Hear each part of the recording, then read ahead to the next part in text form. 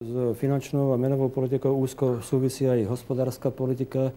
Ako vaša strana bude pokračovať v tejto oblasti?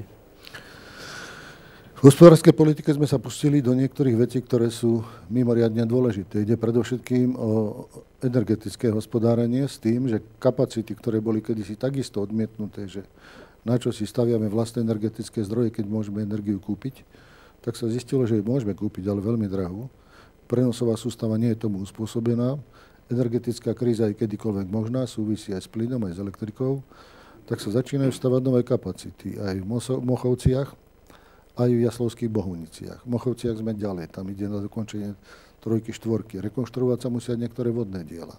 V hospodárskej politike sa musia postaviť nové odvetvia k automobilizmu. Ak automobilizmus tvorí dneska rozhodujúcu časť zahraničného obchodu a na nej je postavená ekonomická Slovenska, tak to je jedno odvetvie.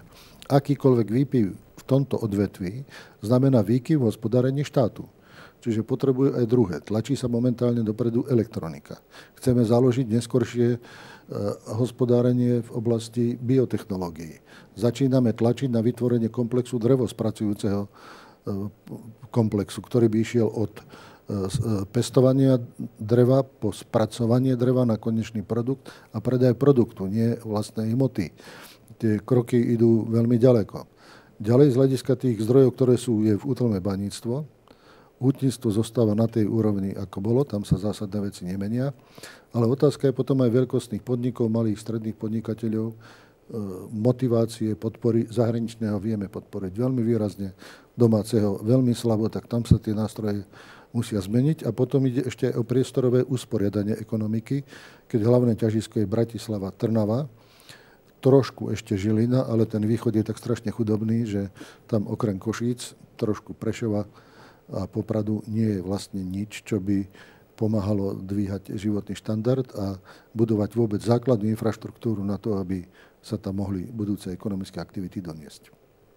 Ak ste spomínali regióny, ako sa vaša strana stavia k regionálnemu rozvoju?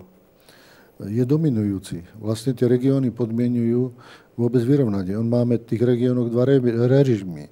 Bratislavský región sám o sebe dosahuje výkonnostne úroveň európskych, preto sú tam povedzme limitujúce opatrenia. Môžeme tam použiť peniaze Európskej únie.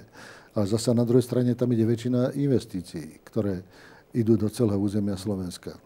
Takže preto tie ostatné kraje, ak majú pokračovať, takí, ktorí nasáva trošku a zasahuje to, je kraj Trnavský. Sú pripravené a uvažované veľké megaprojekty v Trnavskom kraji, predovšetkým jeho časti Záhoria, ktoré by mohli v budúcnosti rozhýbať celkom slušne túto oblasť. No a pokiaľ ideme ďalej, tak povedzme juh stredoslovenského kraja alebo Banskobystrického, veľmi chudobný. Trenčín ako mesto stagnuje dlhšiu dobu a okres Trenčín. Bane, takisto Prievicko urobili veľké priemyselné celky, ale nie je to cesty, ktorým by sa tam došlo.